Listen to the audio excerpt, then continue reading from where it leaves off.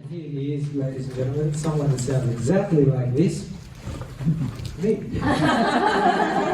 Welcome back. I hope you get something out of this session, but most importantly, I hope that you enjoy yourself. Now, we've got someone missing. Morning, mate. Oh, here you go. Good.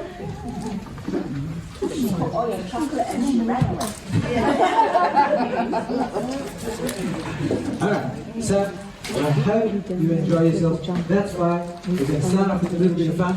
We're actually going to make a film over here. Barney, you're going to be my cinematographer. And Kathy, you're going to be my sound guy. Yes. Alright? Just what I want you to do is just very lightly, just dig it, not out, with the other end, and when I tell you to, not yet. You do not need a sound check, you're like 7th grade on that thing. Alright? And over here, you're going to be on crowd control. Just simply hold that up nice and high for that, for everybody to enthusiastically call out that word with all the enthusiasm.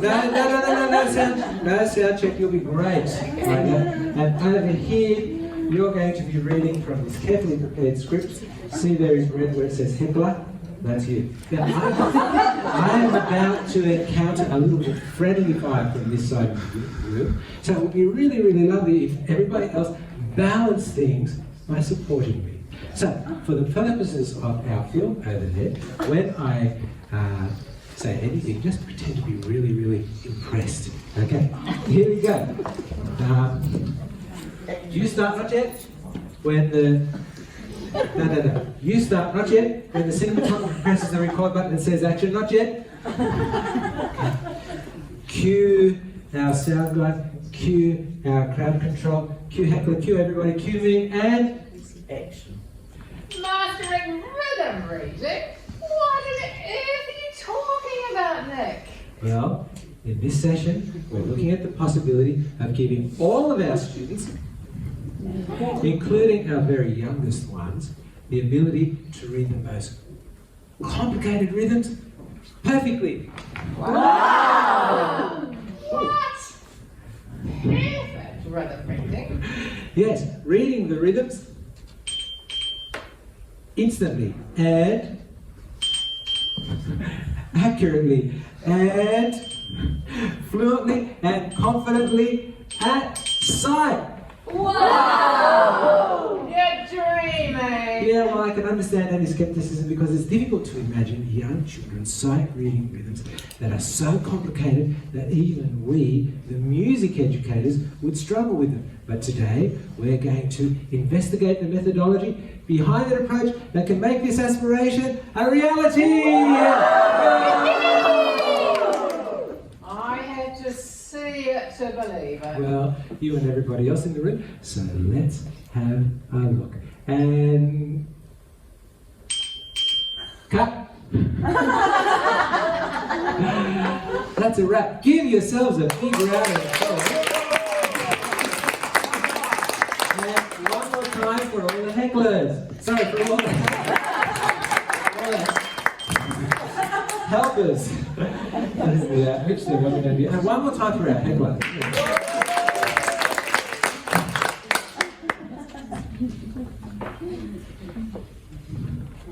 So, what have we got here? When we have to teach rhythm reading, because we're musicians, right, we obviously focus on the first of those two words. But in this session today, we're going to be really paying a bit more attention to the second word, because it doesn't matter whether you're reading the notation of your language or reading the notation of music. The processes of reading anything are exactly the same. The processes of reading anything are exactly the same. Now, when we think about those people that get the responsibility, the huge responsibility of teaching our students to read their language, early childhood teachers, they're not just thrust in front of a classroom because they themselves can read. are they? No, they study all about it before they're even allowed to get near a classroom. When they're at university, they do a course in psycholinguistics, and that's where they get all the prerequisite knowledge and skills and strategies so that they can effortlessly apply the ability to read. Right? But even though, because they're educationally equipped, you'll see that their students go very, very well. Of the thousands and thousands of students that enter kindergarten to learn to read their language, just fast forward a few years, you'll see that the vast majority of those students can read successfully. But even though we, as music educators, are given the huge responsibility of teaching our students to read music notation, where is the theory of reading for us? Where is the knowledge about the processes that are involved in reading for us? It's not our fault if our teachers didn't study about the process of reading, neither did theirs before that.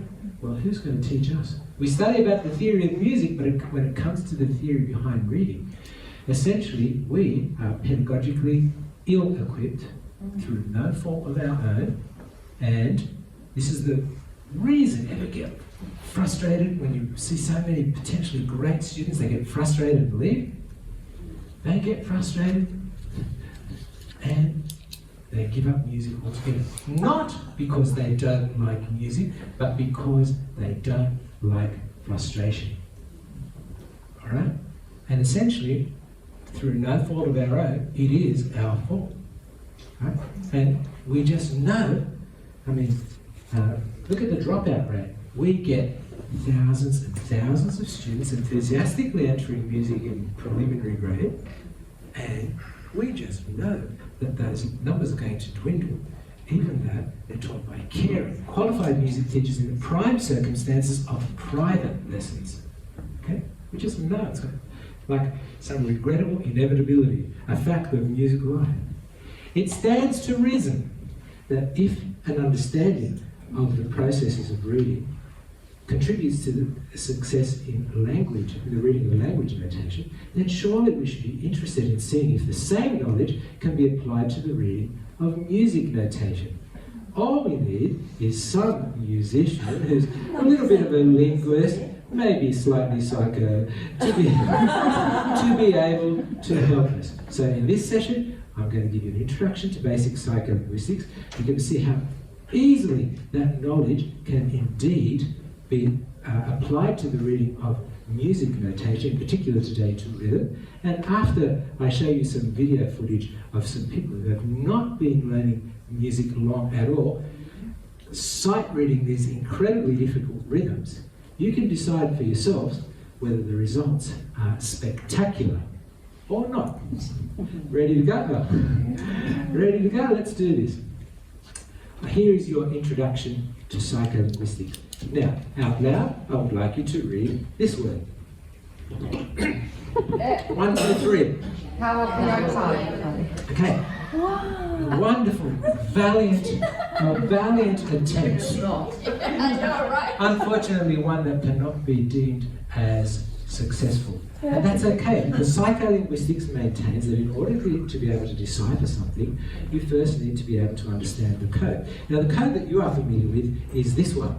And that was obviously written in a different code. So now I'm going to transliterate that word, and transliterate simply means change codes. There it is, you should have a better chance of reading that. After 3. 1, 2, 3. Okay, a much better attempt, but we still have some issues with pronunciation. And that's okay, because psycholinguistics maintains that in order to be able to decipher something and get the pronunciation right or authentic, it helps if you're familiar with the language, and furthermore, if the word that you're reading is within the vocabulary of that language. If you've heard it before, or even spoken it before, you've got a good chance that if you see it and then read it, that you'll pronounce it authentically. So now I'm going to translate the word, which of course means change languages, and you shouldn't have any problems reading it. Here we go, after 3. 1, 2, 3. Okay. Now, is that reading? No. first of all, let's understand the reason that you got that right was because you understood the code, the word was within the vocabulary of a language that you understood, but it's still not reading. It is only deciphering. See, reading assumes the communication of meaning, which brings us to the next level. See, if you understand that word as an enthusiastic greeting that you give to someone that you are really, really pleased to see, you're not going to go, welcome, all right? You're going to say it in a different way. So this time, well, let's understand in music we have a lot of expression marks to help guide our interpretation. Well, here's an expression mark in English. Well, I'm sure you don't need it, but this time I would like you to read that word out loud with and portray the meaning of that word in your rendition of it. After 3, 1, 2, 3. Wow. That's reading. Understand? That's reading. All right, that was our introduction to psycholinguistics. Let's see how all of this can be used for the rhythm reading. Everybody cut the rhythm of this excerpt after 4. 1, 2, 3, go. Good. Now I'm going to introduce this gentleman to you, and his name is, all right, Kadai. That is Kadai. And his first name is? Zoltan. Very good, Zoltan. And his country of origin is? Hungary. And this is his mum. All right. Okay, now, if you were introduced to music via one or both of your parents, then you've got something in common with Kadai. All right, if you investigate, if you research him, you'll find that he was a brilliant musician, a very famous Hungarian composer, and an incredibly wonderful ethnomusicologist. And he was responsible for collating thousands of Hungarian folk tunes, and if he didn't do that, many of those tunes would have been lost to oblivion had he not done so. He was also a pioneering music educator, and that's why we're interested in him. At the bottom of the list of his achievements, you always see tacked onto the end that he was a linguist, which means that he spoke a whole bunch of languages fluently, and he also studied linguistics. In fact, every single one of us would have been able to have a conversation with Kadai because he indeed spoke English fluently. Right? It wasn't his first language, but he could speak very, very well. But the thing is, the fact that he was a linguist is always tacked on the end like it's some kind of inconsequential piece of trivia. Now, you've already seen from the other presentations that I've got a bit of an interest in linguistics, right? And I can speak a little bit, from other languages, but I'm not like a full-blown linguist like Kadai. But in the limited knowledge that I have, and especially having written some books where I've seen the many languages that music has, I mean, the fact that he was a linguist is really, really significant. To his innovations as a music educator, but we all know this, the language of music. But I'm telling you that it's a whole bunch of languages. A whole bunch, not... And I reckon Kadai would have agreed with me, and I'll tell you why. All right? When we speak any language, because our body is breath dependent, we speak in phrases. The phrases, then we breathe, we have to replenish our lungs. But the phrases are made up of words, and when we look on paper, those words are made up of letters. That's exactly the same with some of the languages of music. If you take the language of harmony, all right? We know that there are some letters there, and you join them together to make a musical word. And that can be inverted even, all right? So the words can come together to form the phrases. Now, those words, those harmonic words, the chords, are the vocabulary. Each chord, again, the vocabulary of major chords, minor, diminished, augmented, suspended, major 6, minor 6, major 7, dominant 7, minor 7, half diminished 7, diminished 7, dominant 7, sharp 5, dominant 7, flat 5. All manner of ninth chords, all manner of 11th and 13th, each of which can be put in any of the 12 keys. So that is a huge vocabulary to choose from. so that we can get our chord progressions, which may be question phrase chord progressions, those ones ending with an imperfect cadence, and answer phrase, the ones ending with the perfect cadence. There's the language of harmony. Then we have the language of rhythm. The notes are essentially the semi-breathe, mid, crotchet, quaver, semi-quaver. They join to form rhythmic cells, which can be put together to make question phrases, and then suitable answer phrases.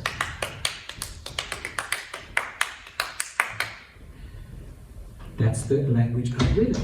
Put pitches to those and you have the language of melody, melodic question phrases and melodic answer phrases. Then there's the language of tone colour. There are innumerable timbres coming from countless musical instruments that can join together to make ensembles. Then there's a whole perspective of texture and different thicknesses in the music, and the whole perspective of structure, and the whole perspective of all the expressive techniques that we can use. All of this can be so overwhelming if we're just looking at rhythm that Kadai got so annoyed he said this word. Now this is not a naughty word in Hungarian. This simply means simplified. What an intelligent thing to do. So he simplified it. He took away the tone colour and the expression and the structure, and he took away anything to do with the harmony and texture. Clap that, 2, 3, go.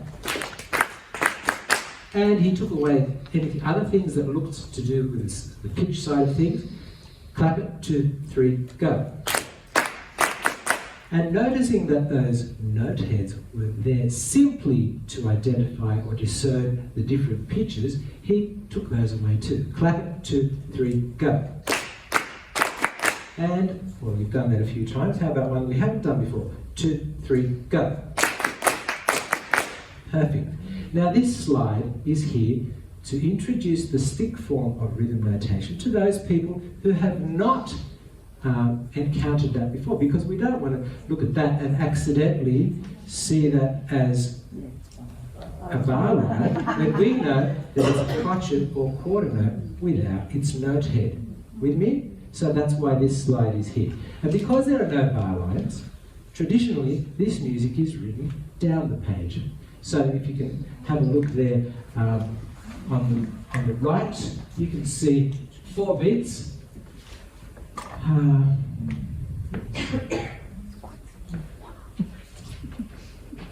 Beat 1, beat 2, beat 3, and there's the 4th beat. That's actually a crotchet or quarter note without its note head. So we're going to read from here now, after 4. Clap it for me. 1, 2, 3, go.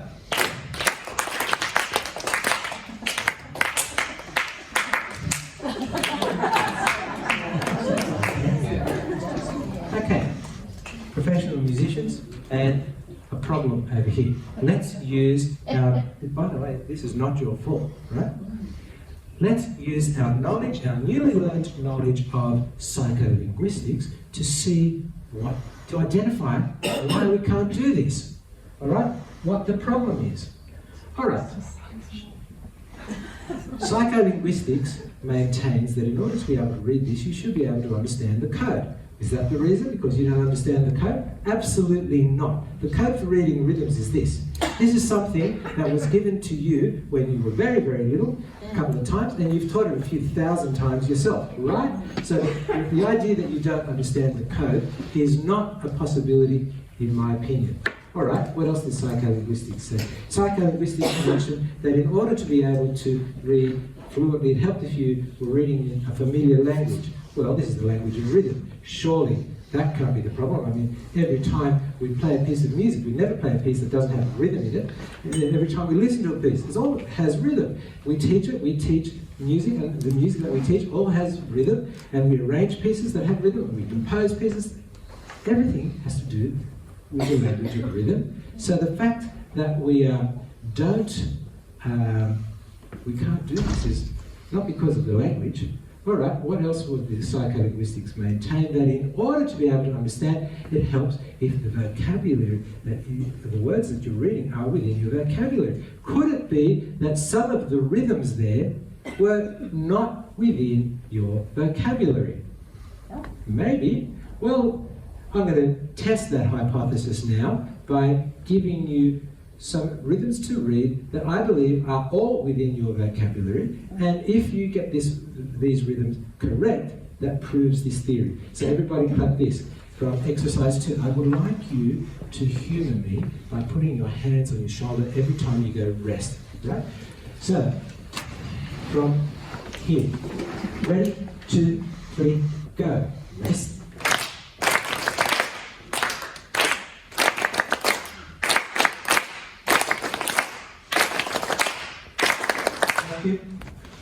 That was a big difference between what we did before and the perfect synchronicity that I just heard there. So it seems that you were able to do instant, accurate, full, confident, cited, perfect rhythm reading, because not only did you understand the code, but the vocabulary you were reading just then was within the language. So it stands to reason that if we want our students to go much better with their rhythm reading, all we have to do is expand their vocabulary. Hey, if we're talking common sense here, it should be easy. All right, now, this business of vocabulary strikes a negative chord with me compared to the way that I was taught. Because when I was taught, there was a bit of an oversight. See, my teacher, for a long time, or teachers, gave me the code. They made sure that I understood the code perfectly. They questioned me, they quizzed me. What's this called? What's that called? How many of these are there in one of those? And when they were sure that I was that I really had a handle on that code, then they said, okay, here's a piece of music play. Dear, oh dear, oh dear. And then, let's say that was the music, and I have to go 1, E, and 2, at a snail pace, get it right, and then have to do it about 15 times before I got it to the right speed. And then, if there were pitches in it, and if a pitch was far away, I might get to it late, or if a pitch was really close by, I might get to it early. And because I tried to be a diligent student, I would practice, and I would practice, and I would practice. And if I practiced one tiny mistake, that mistake got locked in, because there would be, I would practice an incorrect oral expectation. That's what I was expecting to hear. I would practice I would create a physical habit. And when you get that incorrect oral expectation and the physical habit, and you put that together, it's locked in. And you know this from your students. If they practice an incorrect rhythm and then you try and fix it, it's nearly impossible. And my teacher, I drove him nuts. We already covered this, and he's right. I did understand the relationship and the names of all of those notes, but I couldn't fix it because it was all locked in. And what's wrong with you? I heard that. There was nothing wrong with me. Okay? What there was a problem was in the inadequacy of the way I got taught. That sounds rude, but have a look at this. Imagine if I taught you to read English by first giving you the alphabet and then making sure that you understood every letter and could recognize each letter and could sound it out. And then I said, okay, now that you know your alphabet, here's a book, read it. It's called War and Peace. No. What is missing? Normally when a teacher gives the code, before they say read, they teach you to put the letters together to make words. To make words. All right. Why? Because we speak words, we write words, we read words. It's all about the words. Okay? We don't read letters because it's too difficult to read letters. Look at that. It's too difficult. Much easier when you do this. All right? Same with rhythms. It's too difficult to read that. It's much easier when the same thing is written like that, isn't it? In fact, words are so important because they convey meaning. That even if you make spelling mistakes, you can read this. All right? For example, meaning outweighs spelling. Watch this. This is not a typing error. I couldn't believe that I could actually understand what I was reading. Now I would like everybody to read the rest of that paragraph in unison starting from the phenomenal power. Ready? Go. The phenomenal power of the human mind. According to research at Cambridge University, it doesn't matter in what order the letters of the word are. There can be a total mess and you can still read without problem. Amazing. Yeah? That's the power of meaning, all right? And the power of meaning is so important because it outweighs everything. Reading is about the communication of meaning. Now we know Jamie is an excellent reader because she read from that script as a heckler. Jamie, could you please read the next 2 lines? Go. That's what? Yeah, the green. Oh, the great. That's fine. We don't notice repeated words in us. Let's go back and read that again. Did you see what she did? She got the first line right. Right? But look at this. You said go back and see, this is what I'm saying. Because it's the meaning that we get. You didn't even see that there were 2 there. You did for the first time, so that was good. Usually people make that mistake. Great work. Give Jamie a clap. And a chocolate. Thank you. All right. So, just as letters join to form words, then notes join to form musical words. But melodically, they form motifs and sequences, and melodic ostinati and riffs. Harmonically, notes join to form chords. Oh. And rhythmically, notes join to form rhythmic cells. They are our words, and that's what we should be teaching. So if in reading, we give the kids an alphabet and we teach them the formation and the recognition and the pronunciation of words, what do we do after that? We give them a very graded and comprehensive reading program. All right? So that is a wonderful, wonderful template. All we have to do is copy that template. So we take the rhythm code and we give the kids rhythm words. Now, what do we call rhythm words? Well, we call those rhythmic cells. What are rhythmic cells? Well, here are some rhythmic cells. There's some 1-beat rhythmic cells, right? Rhythmic cells are simply recognizable patterns, like you have a 1-syllable word. You can have 2-syllable words. You can have 2-syllable rhythmic cells, like the swing rhythm. That is a recognizable rhythm. That is a rhythmic cell on its own. But today I'm going to be looking at the 1-beat ones. Okay? And rhythmic cells just join to form rhythmic phrases. Okay?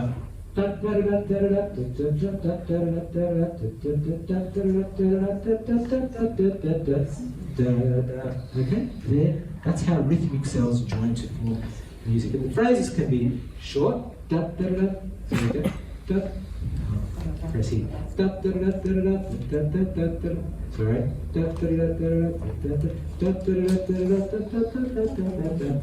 Long phrases as well. So phrases are made up of rhythmic cells. So all we have to do is follow the template.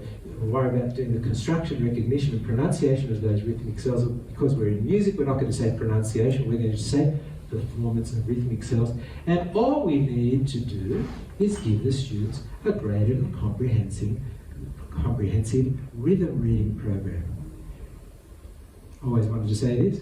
Here's one I prepared earlier. And that's what I'm going to take you through today, introduce you through that. And you watch the group as a whole, just watch the ability of the group. Think about it. It comes from an understanding of language, right? This time focusing on the language of rhythm. And it gradually increases a rhythmic vocabulary. Chapter 1 starts with the beat. Beat on and beat off. Please humour me again as we put our hands on the shoulders. This is the easiest chapter, and I can make it really hard by simply asking you to do it quickly. It doesn't matter, right, if you make mistakes, and someone will, it doesn't matter. So, let's read exercise 2. Hands on shoulders for the rest. Hang on. Yeah, hands on shoulders for the rest. 1, 2, 3, go. Rest, rest.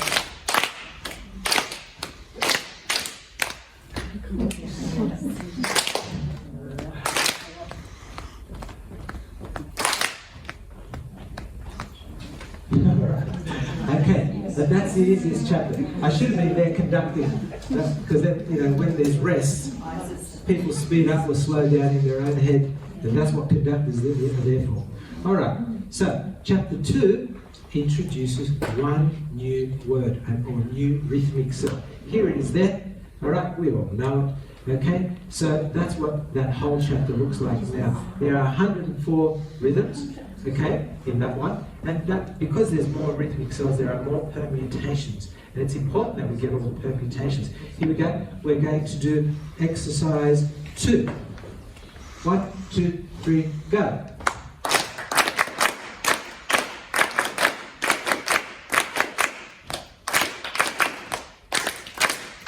Thank you, well done. You're allowed to make mistakes, it's okay. Yeah? Chapter 3 introduces one more rhythmic cell.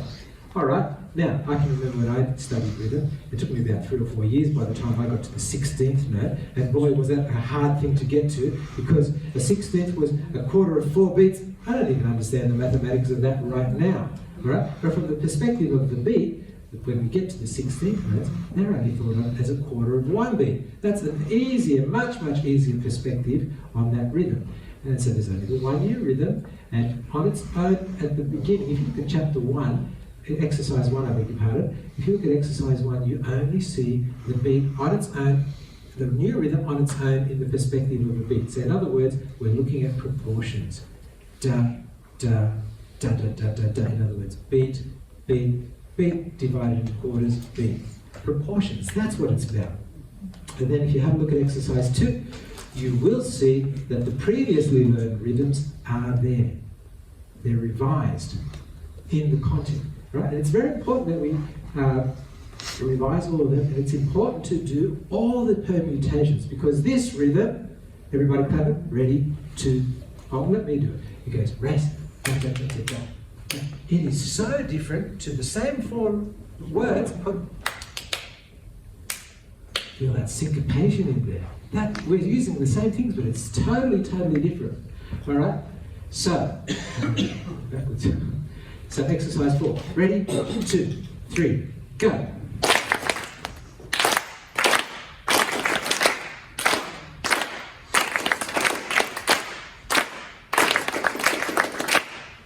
And okay. All right. So now I get to an area of contention. All right, because everybody, justifiably, likes to think the way that they're doing things is the best way, and that's fine. All right. So which deciphering approach were we taught? Well, there, the rhythm's there. Some people may have been taught the counting way. Other people may have been taught verbalizing. All right? And the 2 different approaches to verbalizing, the most used ones are the French time names and the Hungarian time names. Now, personally, I was brought up with counting, and then when I saw French time names, I fell in love with that. But I've got to be careful, because there might be some Hungarian time name people in here, and they hate each other. Oh, I've seen some.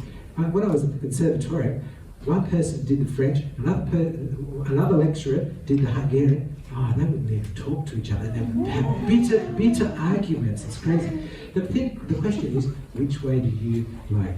I love to count. Liberty, equality, tafatefi. Tika tika is terrific ski. So let's have a look at these now. Oh yeah, there's a. That's what happens sometimes. All right, French time names: ta, tapte, tafatefi, ta, tefi, tafate. Hungarian time names: ta, ti, ti, tika, tika, ti, tika, tika, ti, and counting 1, 1, and 1. All right. Essentially, they are the same for this reason. They are very syllabic. So the 4 syllables for the 4 semiquavers there are tafa, tefi, tika, tika, or 1 and. And if you go down 1 to there, this time instead of having 4 notes, we have the first. We have the first and the third and the fourth. So we use the first and the third and fourth syllables of each approach. So tafa tefi becomes ta tefi, tika tika becomes ti tika, 1 and becomes 1 and. Now, everybody they work exactly the same way as far as I'm concerned. And just because you don't do my way doesn't mean the other ways don't work. The other ways work fine. And when you think about how you were taught to speak your language and how you were taught to read, you probably can't remember how you were taught. When everybody say that word? Cat. Yeah. Did you, in saying that, first go C-A-T? No. Or did you go C-A-T? You can't even remember which way you were taught. Were you taught for that? Because now you look at the word and you just go cat, like you did. So, if you practice the rhythms properly, and by properly I mean abundantly, it makes no difference at all which deciphering procedure you use. In the end, you end up bypassing it. You understand that? Alright, chapter 4 is this particular rhythmic cell. There's an excerpt from it. You'll notice, and again I stress that the rhythms are down the page, and that's because so that we don't have bar lines in this kind of rhythm. And that's very much understood in psycholinguistics, where children are given words to read down the page in vertical columns. Alright? And it's very, very good to help the children find patterns because of the easy comparisons. Alright? And then things can get predictable. And here's how I'm going to show you that there. If you have a look at that circled area there, you'll see that that was in chapter 1, that was in chapter 2, that was in chapter 3, that was chapter 4. So rest, ta, ta, te, ta, ta, tefi, ta, tefi. So I know that if this went down, you'd be rest, ta, ta, te, ta, ta, tefi, ta, tefi. You can actually predict. And that happens everywhere. Have a look. It happens there, it happens there, it happens there. That's very important. That's important because it gives you the aid of context. Now, right here, I have a word. You will read that word out loud. The cat sat on the mat. Look at that. You just read that without even seeing it through the aid of context. Now, they did work research with psycholinguistics when they were filming children reading, and the children would read the cat sat on the, and they'd be licking their fingers to turn the page, but they'd say the word before they even saw it, like you did. Do you understand? And that's contextual reading. This is a reading aid, and that's why everything's in order, so that it will help you to find the context. That's for the first 10 exercises. But from exercise 11 onwards, you can see now I've taken the context, the predictability away. Now you have to have the reading without any aids. It is deliberate. All right, the aid of context. Everybody read exercise 11. Here we go. 1, 2, 3, go.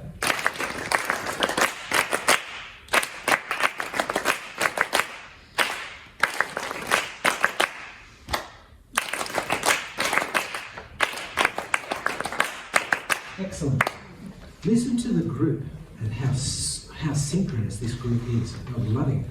All right, and then we have the introduction of standard notations. And that point, giving them just stick form if we don't teach them the standard. And so here you see that we've put everything in the context of the staff with time signatures and bar lines and phrase marks and note heads rising from lower notes and falling from higher notes, and so on. So please do exercise 2. Ready, go.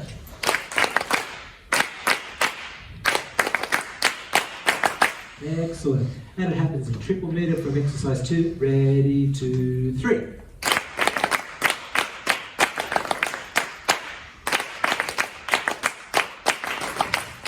I could hear your phrasing so good, even though we're just playing staccato claps. And quadruple meter, I want a really loud rest in the middle. Ready, 2, 3, go. Pianissimo for starters. Ready, fairy taps. Ready, 2, 3, go.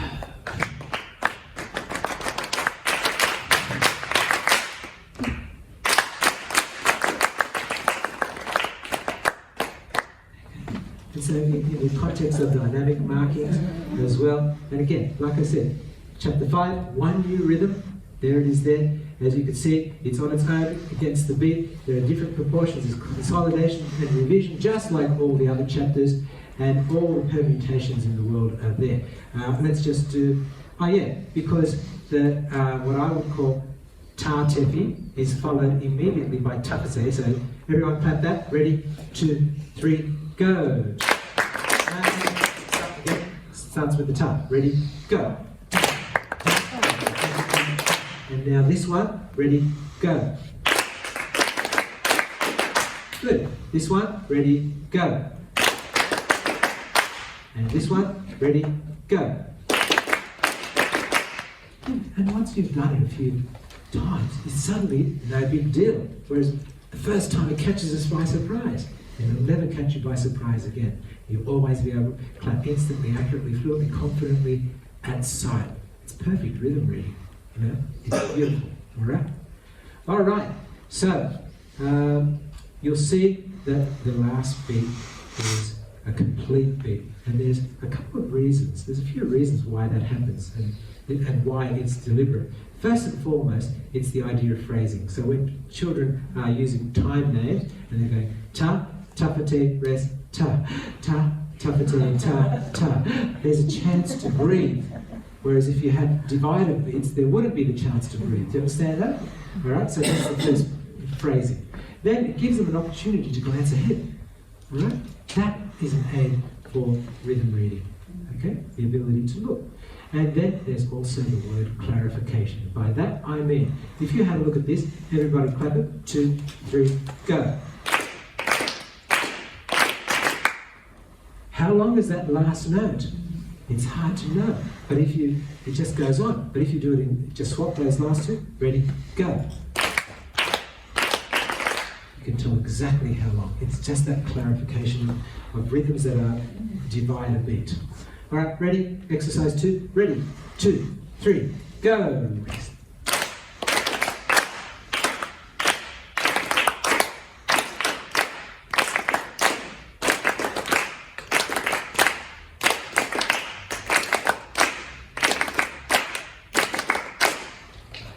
Excellent.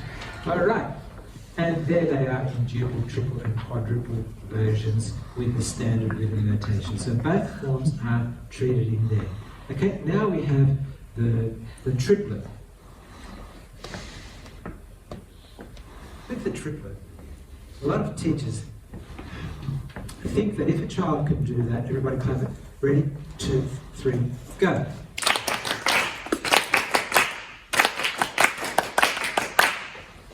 That the child can actually do triplets. You can't do triplets until you can do triplets in the context that they're given. In other words, usually like that, and there's a triplet at the end. Normally a kid can go if they can't do triplets, if they can't change feel, they're going to go Well, they're going because they're 3 notes. Or do you understand?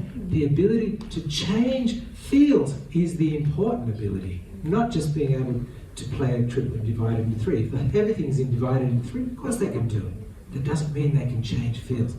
And this is one of the most important pages, the changing feels page. All right?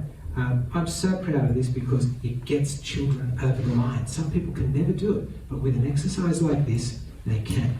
Now, I'm going to ask you to be my students, and I'll just be the teacher, and you'll watch what I do. When we are doing the beats, you're going to hear me go in preparation for the ensuing. And when we're over here, you'll hear me going in preparation. Let's do it. No repeats, straight down. 1, 2, 3, go.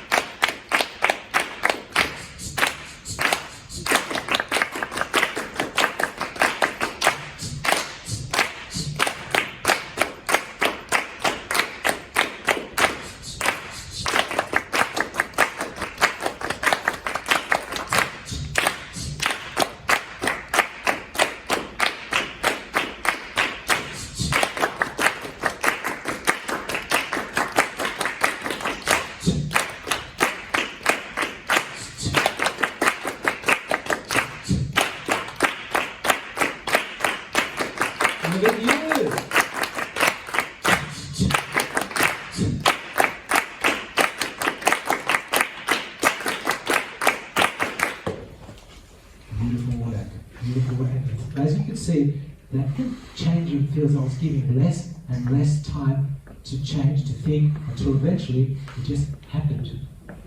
Now, some students can get this right first go. Some students take a week or two. Some students take 6 weeks. I don't care. If they can do it after 6 weeks, we're ready to move on. That's better than them being able to do it at all. Right? They're not going at my pace, I am going at their pace. Understand that? That's the important thing here. And this is a very, very important page, the ability to change fields. Doing triplets, well, good, they can do triplets, but if they can't change fields, you know. All right, so let's do this exercise. Ready? 2, 3, go. I meant the whole forward. That's 4. From there, 2, 3, go.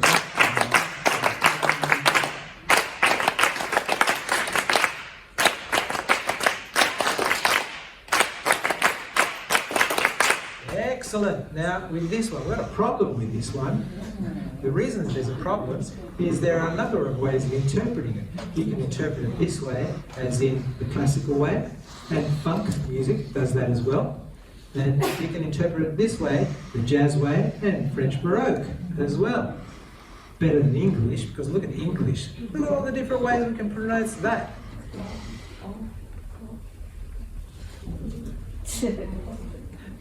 Eight that I know of. That's too many. All right, let's see. Let's just do it. Which one shall we do? Let's go from here. And I'll play the pulses so that will help you to clap it. And you watch how wonderful you sound. Ready, go.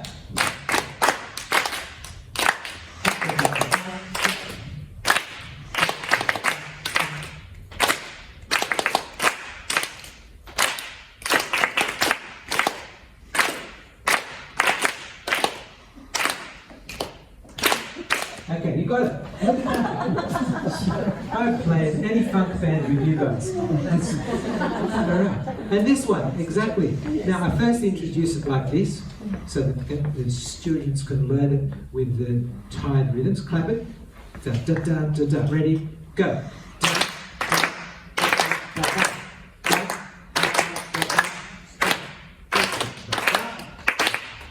And then I'll introduce it like that. We'll go from here. Ready? 2, 3, go. Rest.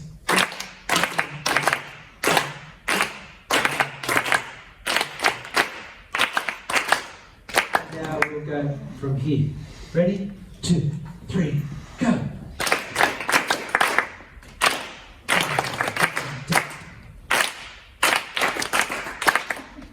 Hands on shoulders.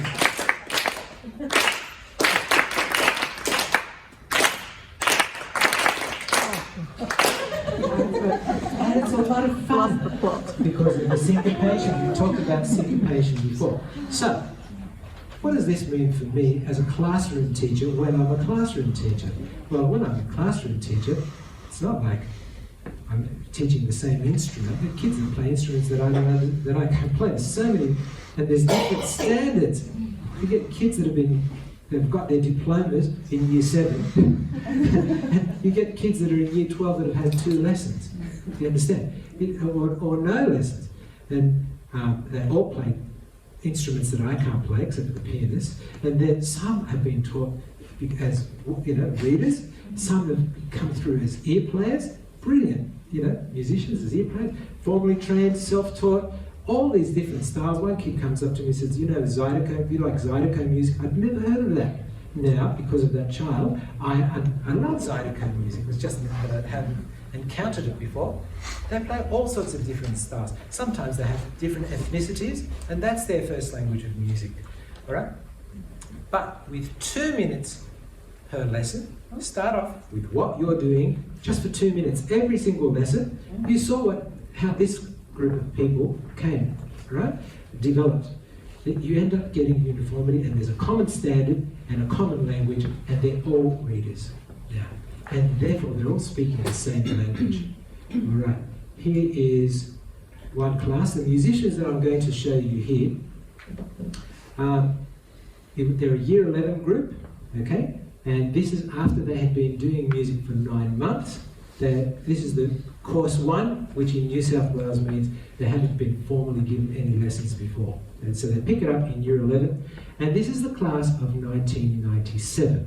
And the reason I'm giving you some archival footage is because if I gave you a class that I taught yesterday, I can't show you where these kids got to. Do you understand? So, 9 months only. Here's the group.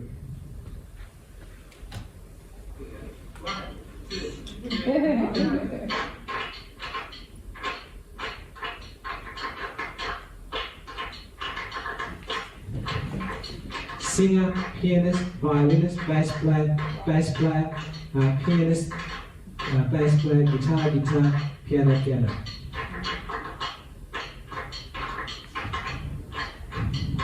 Professional musician, teacher. This boy, and I'm so sorry, please excuse me. This boy actually became, they were so impressed with him as a bass player when he went to university that as soon as he finished the course, he became the bass lecturer at university. This boy, Sean Forum, about 10 albums, and the dean of JZ Academy. You know? And so these were the kids that were only doing it as a hobby, not the serious musicians, right? And in no time at all, there were improvements in their performance because they had a bigger vocabulary. That means that they could learn pieces so much easier and improve really, really quickly. They didn't have to go what I went through. I spent months trying to fix the mistakes, you know? Their musicology was brilliant because they could effortlessly do score reading. I didn't have to yell out, bar 23, bar 75, bar whatever. They could just follow the music along because as long as the music was within their rhythmic vocabulary. Their oral skills were second to none. They could effortlessly transcribe anything that was within their vocabulary. And that's a sophisticated vocabulary there. And their compositions were sophisticated too, because they had a sophisticated vocabulary from which to draw. Right? Just like you're enjoying all the syncopations that you were doing there, they were too. And there was advancement in their overall musicianship, dramatic increase in confidence, all from just 2 minutes a day. Right? You heard this group. Okay, what about with individual tuition? Okay, this little boy is 6. And just to prove it, I'm going to ask him how old he is. This is not a midget. Alright? So, let's do it. I'm going to introduce Jen to you now. Hello. How old are you, Jen? 6. Well, then you qualify as a small child. Jen is going to demonstrate his ability to clap rhythms. Incidentally, he puts his hand on his shoulder for rest. Could you please clap this rhythm here? Ready? 2, 3, go. Good boy. We're going to turn now to page 143 of the rhythm book, and it's in the middle of chapter 17. This is way harder than what I asked you to do at the beginning of the lesson. Ready? 2, 3, go.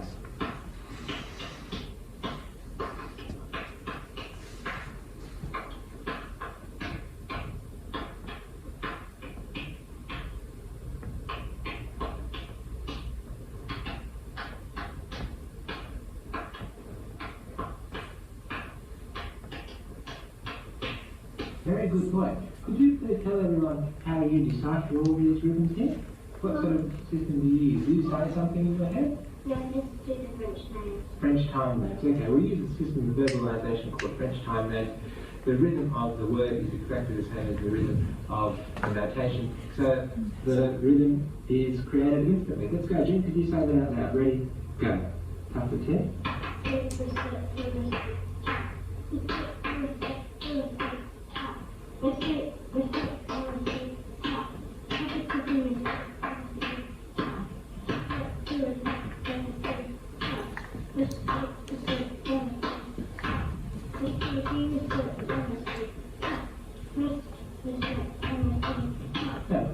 Very good boy. Okay, so that's little G. And so that's not a bad foundation for a 6-year-old. What's that going to mean? It means that he's got perfect reading instantly. That means there's going to be effortless forward progress, not relearning and relearning and relearning pieces like I had to. He could just, I think he did about 340 pieces in his first year, okay? Yeah, so he could learn more pieces. Now, this means increased musical literacy. Just like a kid that reads 50 books a year is going to be more literate than a child that reads one book a year. It's exactly what's going to happen musically. He sees he encounters the more coders, he encounters more developments, he encounters more introductions, therefore he understands what an intro is, what an outro is. He understands music so much better, so much more confident, and so much more enjoyment because we bypass frustration, all from just 2 minutes a day. Now, I'm going to fast forward a few years to see little Gene. Okay, here he is, about 18 or 19, and here what happened with Gene. So he became a percussionist. One of the things he could do was a percussionist.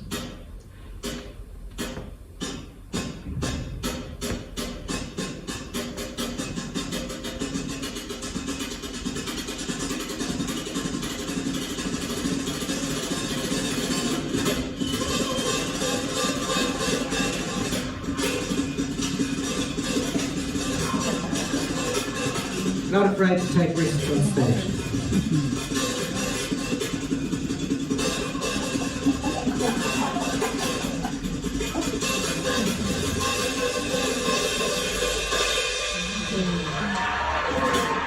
And he was able to collaborate with other artists from other fields. On the left we have Jack Chambers, winner of Australia's Got Dance Talent or whatever. He was a pianist and a composer. This is one of his own compositions in the Latin style. Here is about 22.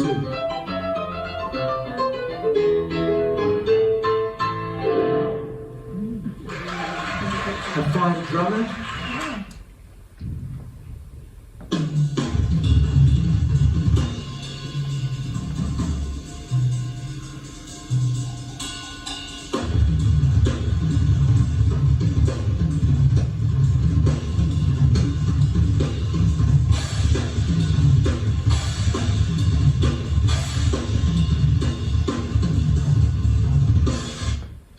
And could take things wherever he wanted to.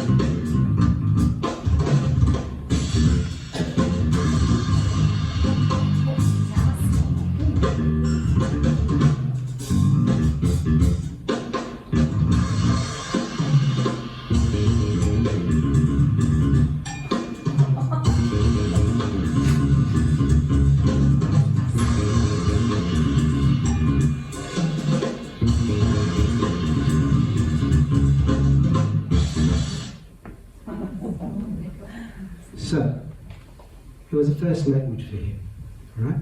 Now, I was talking to a lovely lady outside who was talking about humility and absolutely humble, because not one of us here brags that I can speak English fluently. We just can. That's how we just do. And that's what it was like for him with music. He just does it fluently. There's no reason to be humble. There's no reason to be bragging. It's just naturally, you just do it. Okay? So, gradually and methodically expand the rhythmic vocabulary, turning perfect reading at an easy standard into perfect reading at the most difficult of levels, paving the way to develop musical skills so that learners can reach their potential, whatever that potential is. It doesn't have to be that. If you reach your potential and you're making yourself and others happy, that is great, and creating individual musical personalities who confidently share their enthusiasm. You don't have to be the most brilliant person. We just enjoy your music, all right? It's about vocabulary. Today you saw about rhythmic vocabulary, and we're talking about language, but I'm talking about the immersion that makes, and by doing it every single day, that's like being dropped into a country, 6 weeks later you can speak the language, right? Do it every day, and then music will be your first language. That's what it's about. Now this book here is not just a reading book. It has 2 CDs with hundreds and hundreds of rhythms there, okay? And the rhythms, they're not chapter 3 of rhythms when you're on chapter 2. No, the rhythmic vocabulary that you're on is the rhythmic vocabulary that you get asked to do. And that can transcribe anything. Okay? Now, did you have a question? Yes, I've suddenly realised why I can't count very well and why I have trouble teaching that side of my music. I never learned the vocabulary, and so I'd like to improve now so I can help my students. So do you work with... Just go through the book. It's so easy, the books. I didn't realise this, that the thing that I have as a gift is to be able to progress in really, really tiny. I didn't know that a 6-year-old could do this. I was just doing it with this kid. Suddenly he finishes the book. I had no idea. I was writing this book for university because they couldn't read. Do you understand? Yes, I do. And then when this 6-year-old does it, wow, that's a good book. Because of the grading. It's idiot proof, I'm telling you. Yeah? I want to commend you so much, Ruth, for having the courage to say that. Because we are all sitting for exams, we all have the burden of reputation. Nonsense. You always, and Ruth trusted you as caring people. And that was a beautiful, beautiful thing. Big round of applause for Princess.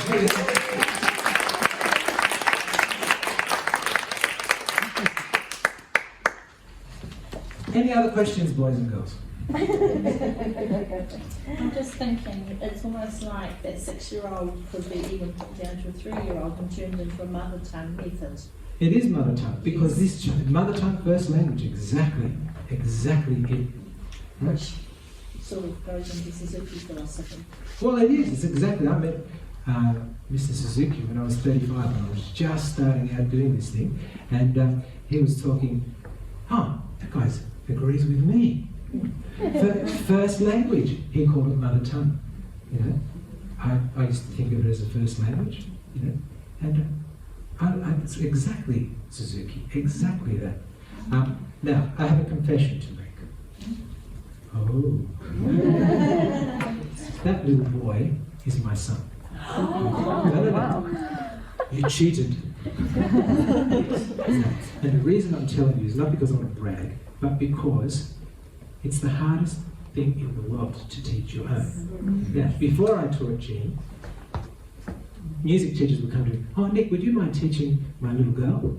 But you're a wonderful music teacher. Nobody loves your child more than you. Oh, she doesn't listen to this. So I teach that little kid. This is before I started with my own. And I'm thinking, my Lord, how am I going to do this for my own kid? I'm not immune. How am I going to ever stop this from happening to me? I really want to share my skills. It's the only thing I know. You know, I'm a balanced musician.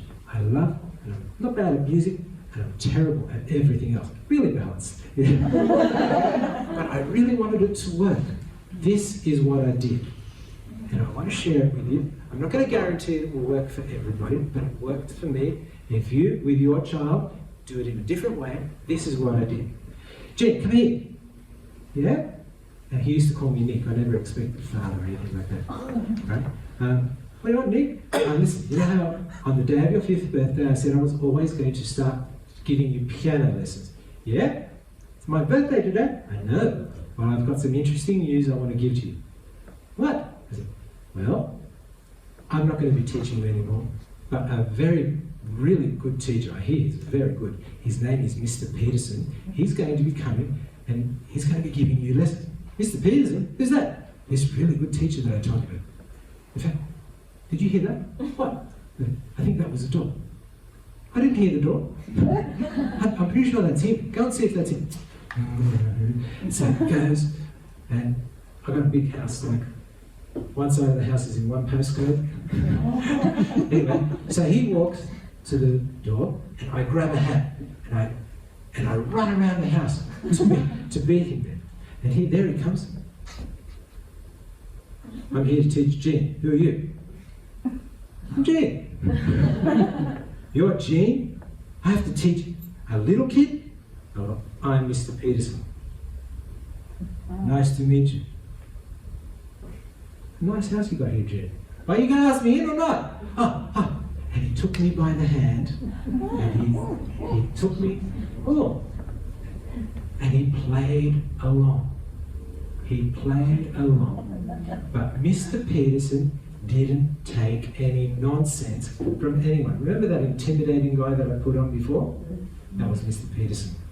And we had a great time, but he never mucked up for Mr. Peterson. Why? Because I differentiated between the father and the teacher. And that's where the problem is. And for me, it works too, because I differentiated between the son and the student. It wasn't just for him, and it worked for me. So every time he had a lesson, bingo, I was wearing the hat. And I share that because it is the most precious thing that we can do for our own. Now, I know with Margaret, she's succeeded, with her grandchildren even. Yeah. I know, and there's some beautiful stories out there, but for the younger ones here, I want to help, because there's nothing more precious than to share our love with the ones that we love. Okay? All right, off to another break. Thank you so much. I hope you enjoyed this.